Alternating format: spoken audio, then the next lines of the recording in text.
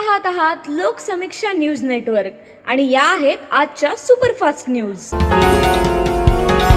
या बातमीपत्राचे प्रायोजक आहेत नंदिनी कलेक्शन, फक्त महिलांचे परिपूर्ण दालन, माऊली निवास, कल्याण मंडपमच्या बाजूस, यशोधन नगर, परभणी।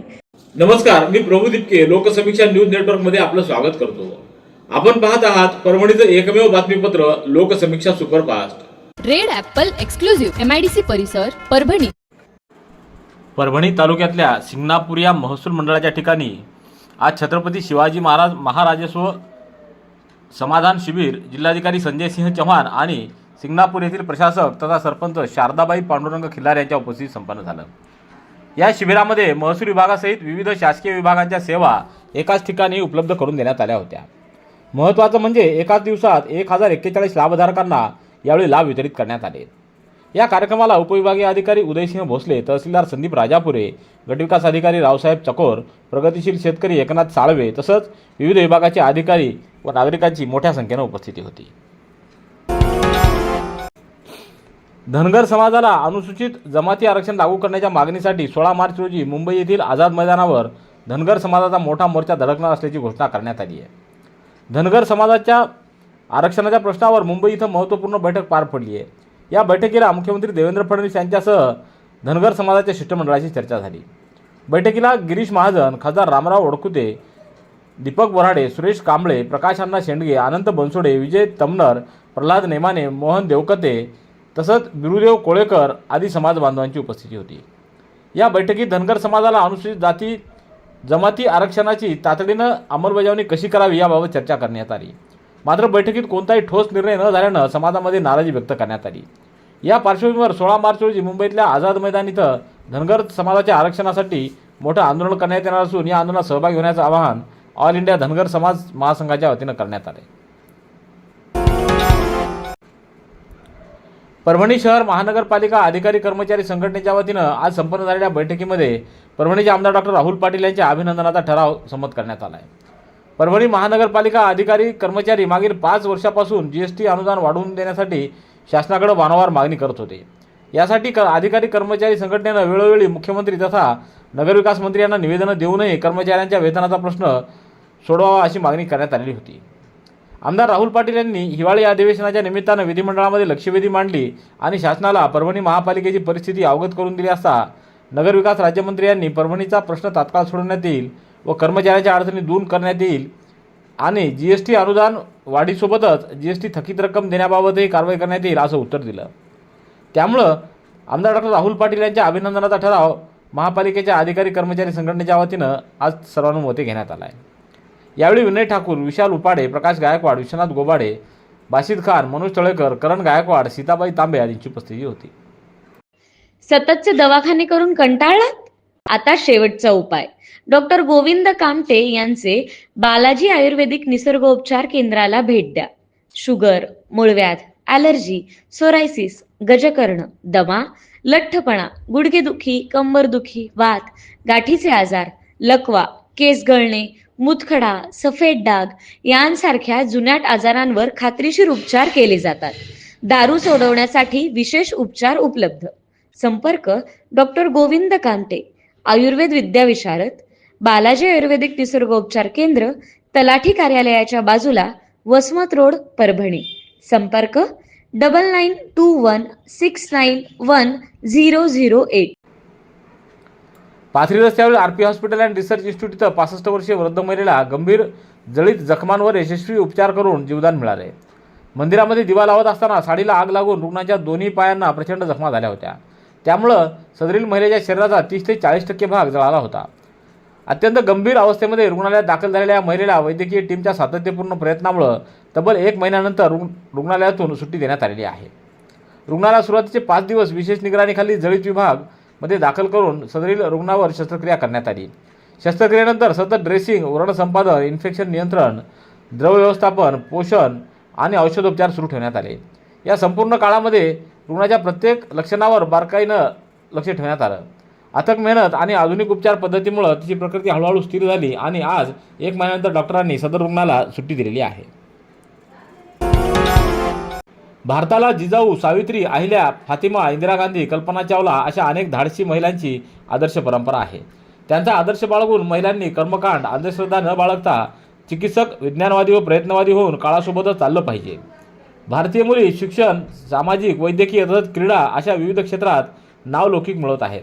आपणही आपल्या मुलांना चांगले संस्कार, शिक्षण व प्रोत्साहन देऊन समाज व देश आदर्श बनवू असे विचार ॲडव्होकेट वैशाली डोळस यांनी जागतिक महिला दिनानिमित्त शिवाजी महाविद्यालयाच्या सभागृहामध्ये आयोजित जिजाऊ ब्रिगेड जिल्हा शाखेच्या वतीनं आयोजित प्रबोधन मेळाव्यात व्यक्त केलं आहे. याप्रसंगी उषा लोहट, प्राचार्य बाळासाहेब जाधव, कृषीभूषण कांतराव झरीकर, विठ्ठल भुसारे, PR जाधव, बाळासाहेब यादव आदींची उपस्थिती होती. प्रास्ताविक जिजाऊ ब्रिगेडच्या जिल्हाध्यक्षा कांचन कारेगावकर यांनी केलं, तर सूत्रसंचालन प्राध्यापक वैशाली जाधव आणि सखाराम रणे तर आभार सुनीता यादव यांनी मानलेत. परभणीच्या वसंतराव नाईक मराठवाडा कृषी विद्यापीठ येथील उद्यान विद्या विभागाच्या वतीनं विद्यापीठ परिसरामध्ये शिववृक्ष वाटिका या विशेष उपक्रमाची स्थापना करण्यात आली आहे. या वाटिकेचं उद्घाटन कुलगुरू डॉक्टर इंद्रमणी यांच्या हस्ते 13 मार्च रोजी करण्यात आलं.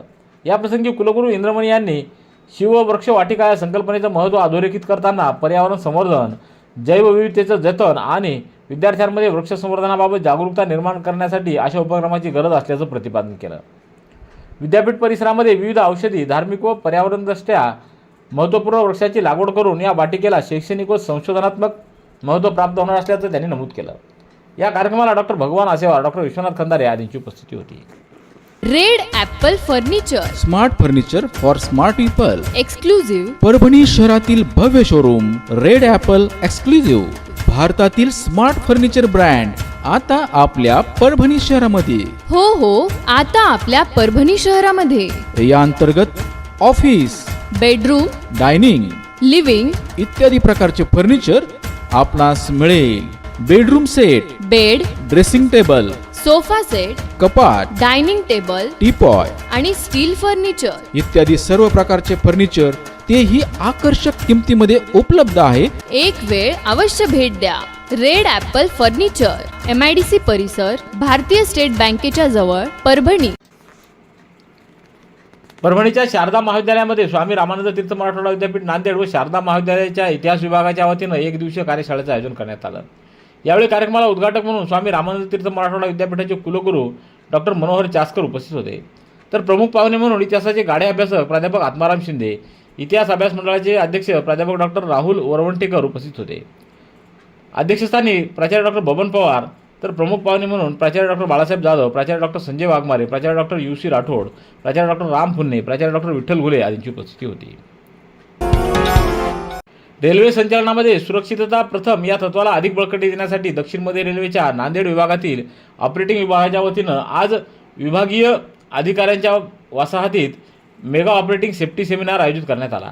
सकाळी 10 वाजता सुरू झालेल्या सेमिनारचे अध्यक्षस्थान श्री CH कल्याणराजू, अपर विभागीय रेल्वे व्यवस्थापक नांदेड यांनी भूषवलं. या सेमिनारमध्ये नांदेड विभागातील विविध ठिकाणाहून 150 पेक्षा अधिक रेल्वे अधिकारी व कर्मचारी सहभागी झाले. संत गाडगेबाबा अमरावती विद्यापीठ अमरावती यांच्या वतीनं आयोजित राज्यस्तरीय साहसी क्रीडा शिबिर 2026 हे अमरावती जिल्ह्यातील निसर्गरम्य परिसरात असलेल्या वन प्रशिक्षण संस्था चिखलदरा इथं 7 ते 11 मार्च दरम्यान उत्साहात पार पडलं. या राज्यस्तरीय शिबिरामध्ये वसंतराव नाईक मराठवाडा कृषी विद्यापीठ येथील 4 विद्यार्थ्यांच्या संघानं उत्साहानं सहभाग नोंदवला. शिबिरादरम्यान विद्यार्थ्यांसाठी विविध साहसी क्रीडा प्रात्यक्षिकं, साहसी खेळ, गटक्रिया, शारीरिक तंदुरुस्ती व नेतृत्व विकासाशी संबंधित उपक्रमांचं आयोजन करण्यात आलं. या सर्व उपक्रमांमध्ये विद्यापीठाच्या विद्यार्थ्यांनी सक्रिय सहभाग नोंदवून उत्कृष्ट कामगिरी केली.